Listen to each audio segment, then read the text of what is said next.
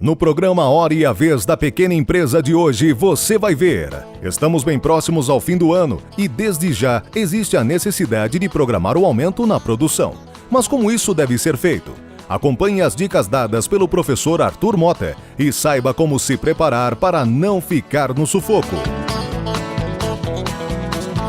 Começamos o mês com uma boa notícia. A pontualidade de pagamento das micro e pequenas empresas atingiu 95,7% no mês de agosto.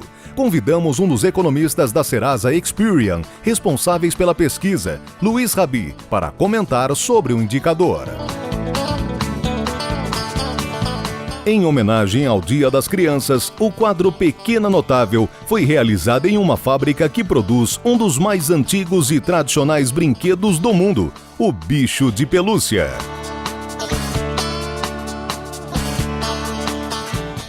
Estamos bem próximos ao fim do ano e, desde já, existe a necessidade de programar o aumento na produção. Mas como isso deve ser feito? Acompanhe as dicas dadas pelo professor Arthur Mota e saiba como se preparar para não ficar no sufoco. Uma das falhas comuns que acontece é você até subestimar essa demanda que vai acontecer. Existem casos em que a sua demanda pode vir a aumentar cerca de 50% a 60% em um dia às vésperas do Natal, dependendo do mercado onde você atua. Então você tem que estar preparado com isso. Nunca esquecendo que você ter um estoque adicional também implica em você ter onde expor esse produto ou onde colocar, né, a matéria-prima que vai ser trabalhada depois.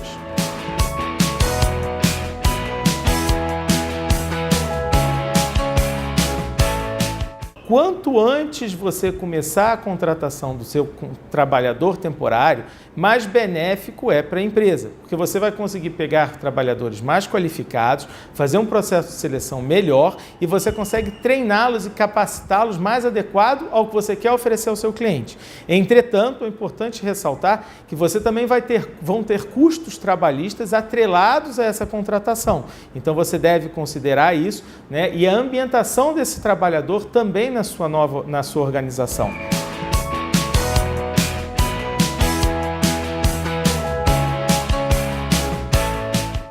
Eu diria que basicamente existem 3 dicas que você deve estar atento a esse momento. Primeiro, pensando no curto prazo, da mesma forma que você está ansioso por essa nova demanda, a sua concorrência também vai estar ansiosa por essa demanda. Então ela também vai vir com promoções, também vai vir com contratação de mão de obra. Fique atento à sua concorrência. Segundo ponto que eu colocaria para vocês, imagem. Marketing. Aproveite esse momento para fazer a divulgação do seu negócio. Não pense nessa demanda simplesmente como uma demanda pontual, mas pense em como você faz para conquistá-la e mantê-la no longo prazo. E terceiro, pense num planejamento de mais longo prazo. Ok? Não pense simplesmente em o que eu preciso fazer para as vendas de final de ano, mas aproveite esse momento para a mão de obra que você contratou, essa mão de obra você vai precisar dela no longo prazo, a expansão dos seus negócios, a questão logística, a busca de novos fornecedores, como isso vai trazer benefícios para o seu negócio no médio e longo prazo. Com as dicas dadas pelo professor, você poderá se organizar e elevar a sua produção para o Natal sem grandes problemas e ainda ganhar a confiança dos seus clientes.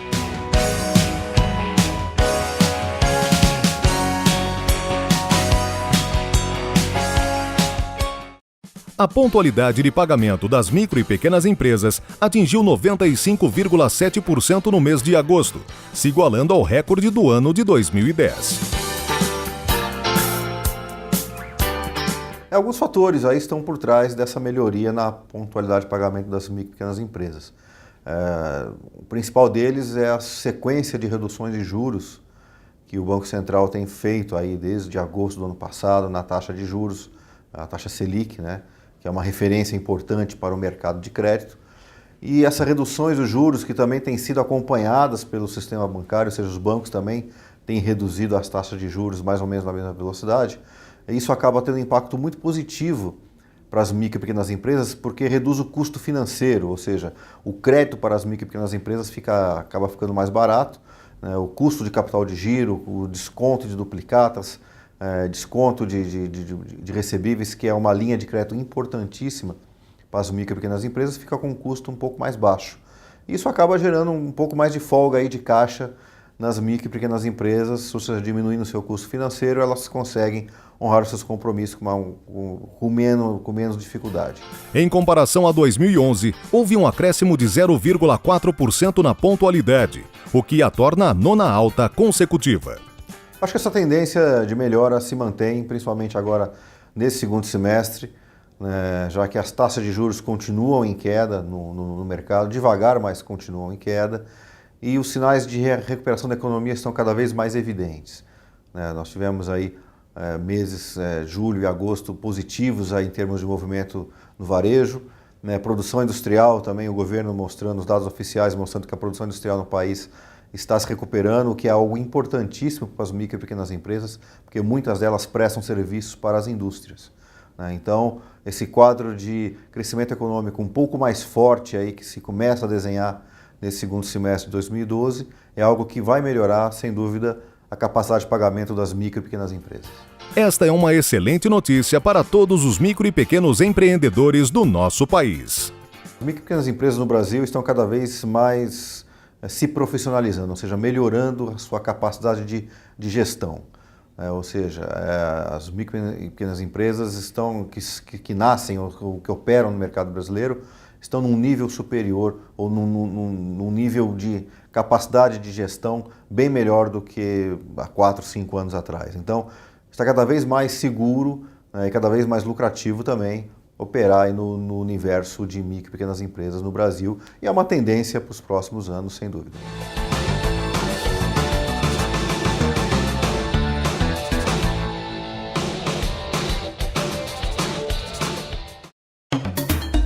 O programa Hora e a Vez da Pequena Empresa traz agora dicas rápidas para o empreendedor lidar com algumas situações. Hoje vamos falar sobre reclamações. O que fazer quando o seu cliente está insatisfeito?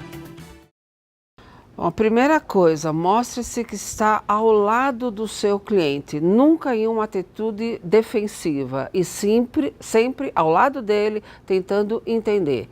Depois, entendendo explique passo a passo o que poderá ser possível fazer para sanar esta reclamação, sendo claro e preciso em relação a como isso será feito, quanto tempo isso será feito e o que é possível de ser feito.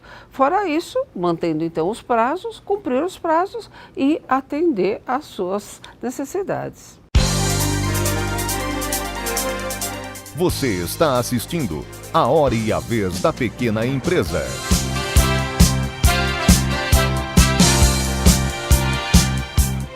Quando diante de 2 produtos, um nacional e outro importado, você prefere o importado. Desculpe, mas você fez um mau negócio. Primeiro, porque o nível técnico do Brasil está no mesmo nível dos produtos internacionais, às vezes melhor. Depois, porque quando deixa de comprar um produto feito em nosso país, você diminui nosso mercado interno. Resultado, menos empregos, menos oportunidades de trabalho. Prefira sempre produtos fabricados no Brasil. Uma campanha do Sindicato da Micro e Pequena Indústria do Estado de São Paulo. Apoie você também. Em homenagem ao Dia das Crianças, o quadro Pequena Notável foi realizado em uma fábrica que produz um dos mais antigos e tradicionais brinquedos do mundo, o bicho de pelúcia.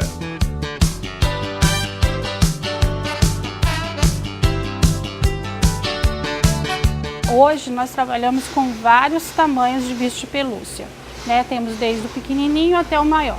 Nós temos cachorro, cobra, jacaré, fazenda, que seria vaquinha, porquinho, ovelha. Então tem ursinho, que é o que mais o pessoal procura. Quando fala bicho de pelúcia, todo mundo só pensa urso. Mas não é, a gama é muito grande.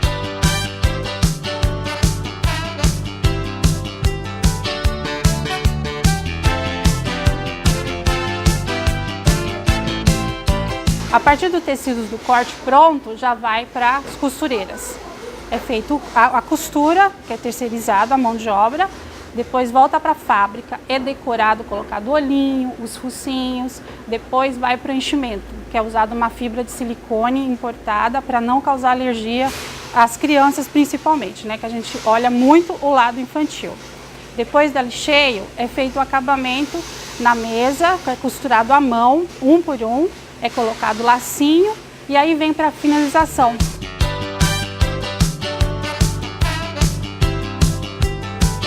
Considerado um dos brinquedos mais antigos e tradicionais em todo o mundo, o bicho de pelúcia continua sendo um dos itens mais procurados nas lojas até hoje. No Dia das Crianças, a demanda é grande, né? A procura é grande. Já começa praticamente em junho a procura já para o Dia das Crianças, os pedidos para o Dia das Crianças. Então a gente sempre contrata, né, mão de obra, a pessoa que se destaca fica na empresa, porque logo vem o nosso Natal, que também é muito concorrido, né? A demanda também é alta. Mas os produtos a gente procura atender todos os nossos clientes, né? Não deixar ninguém na mão, porque é uma data especial.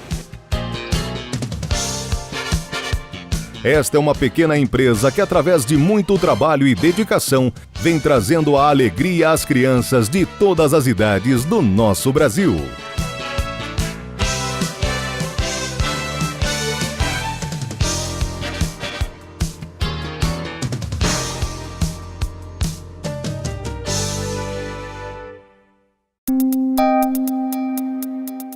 Entrevista da semana.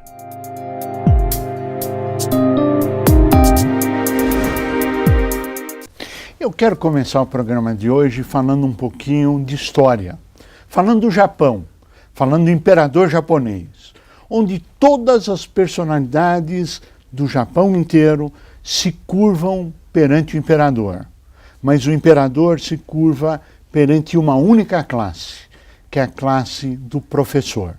O nosso convidado de hoje é o professor Dr. Reinaldo Guerreiro, que é diretor da FEA USP. E quando eu conversava com ele, tinha um currículo de várias páginas e ele me disse: a única coisa que eu posso resumir é que eu sou diretor da FEA USP. É um prazer tê-lo conosco, Dr. Reinaldo Guerreiro, professor Dr. Reinaldo Guerreiro. Obrigado, Cury. É um prazer estar aqui com você. Prazer é nosso. Professor, o que vem a ser a FEA USP? Muito bem.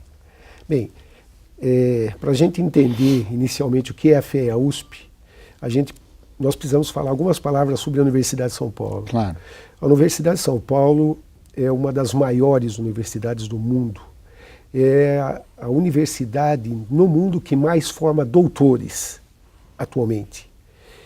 É a única universidade brasileira que está entre as 100 melhores universidades do mundo, em rankings internacionais. Que fantástico. É uma coisa maravilhosa. É um dos maiores patrimônios do estado de São Paulo e do Brasil, é a Universidade de São Paulo. E a FEA, dentro desse contexto? A FEA é uma das mais de 40 unidades que tem a Universidade de São Paulo. Obviamente, tem institutos, tem museus. Você sabia que o Museu do Ipiranga é da Universidade de São Paulo? Não, não sabia. O Museu do Ipiranga é da USP. Que coisa maravilhosa. Então, a USP tem hospitais, tem museus, tem orquestra sinfônica. A orquestra sinfônica eu conheci.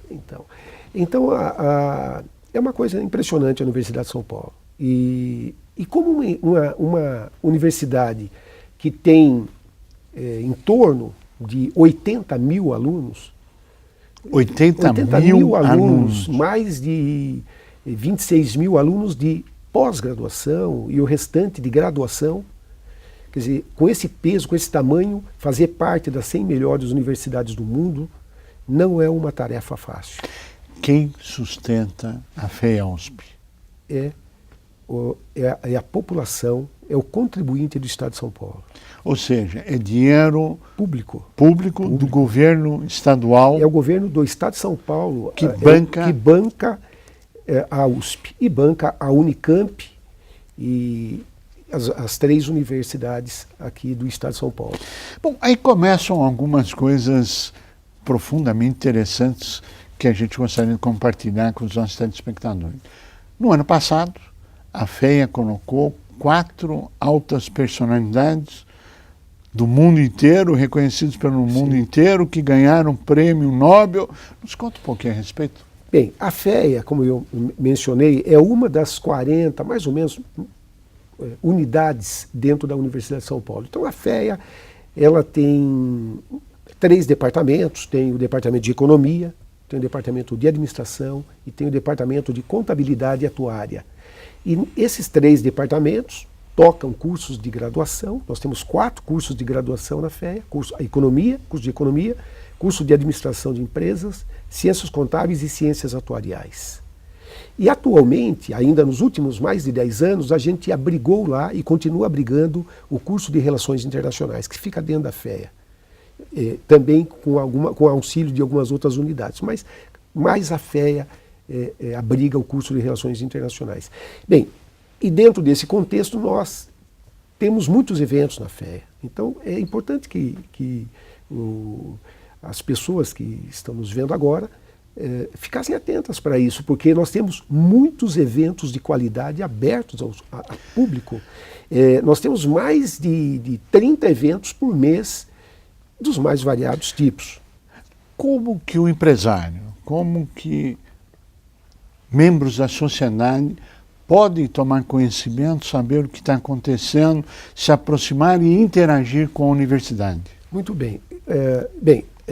Do ponto de vista de informações, principalmente através do site da FEA, que poderá ser acessado pelas pessoas saberem exatamente o que está acontecendo, etc. Agora, a FEA é uma escola de economia, de contabilidade, de negócios, de administração. Então, o nosso mundo, nós não podemos existir sem um empresário. É um mundo voltado à classe empresarial. A FEA não tem sentido se a gente se enclausurar dentro das 4 paredes da FEA. Nós temos que ter relacionamento com o empresário. Aliás, tudo que nós fazemos é para o mundo empresarial. Nós somos sustentados pelo governo para dar resposta, para dar qualidade e ajuda para a nossa sociedade, principalmente através do ambiente empresarial. Aqui começam algumas perguntas pragmáticas. Claro. Por exemplo, a FEA é voltada para a sociedade, voltado para a comunidade, sustentado com verba pública. Como que esse professor da FEA pode dar esse retorno à sociedade? Qual a sua relação internacional, por exemplo? E como é que isto se concretiza no mundo empresarial? Muito bem. A nossa atuação, seguindo a própria vocação da Universidade de São Paulo, se dá através de 3 dimensões. A dimensão do ensino, da pesquisa e de serviços de extensão à sociedade. Então, na esfera do ensino, nós temos cursos de graduação, onde a gente procura formar os melhores alunos e os melhores profissionais para o mercado, na área de contabilidade, administração, economia, etc. Então nós formamos. Mas os nossos professores, a maioria deles, quase a grande maioria, ele está sob o regime chamado regime de dedicação exclusiva. Ele é um professor full-time da USP. Então ele não é um professor que vai lá dar aula. Ele é um professor que mora na escola, ele vive lá, ele pesquisa, ele mantém relacionamentos internacionais, ele mantém relacionamento com a sociedade. Então, ele desenvolve pesquisa, ele desenvolve tecnologia do mundo empresarial, que será levada para o ambiente empresarial. E aí nós temos também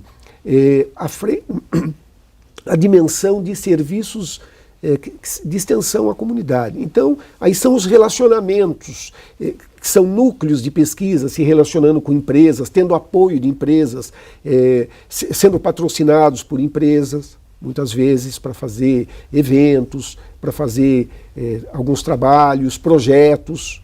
Né? Então, através do ensino, da pesquisa e desta extensão de serviços à comunidade, nós vamos atuando dentro da Universidade de São Paulo e especificamente dentro da FEA. Existe também uma interface da FEA USP com fundações? Existe. Na verdade é o seguinte, historicamente, por motivos os mais diversos, há mais de 30 anos surgiram as fundações dentro da FEA. Então nós temos 3 fundações, e todas elas têm mais de 30 anos. Surgiram a FIPECAF, que é uma fundação ligada ao Departamento de Contabilidade. A FIA, uma fundação ligada ao Departamento de Administração, e a FIP, uma fundação ligada ao Departamento de Economia. Essas fundações, elas, no início, todas elas foram montadas, constituídas por professores dos departamentos respectivos, né?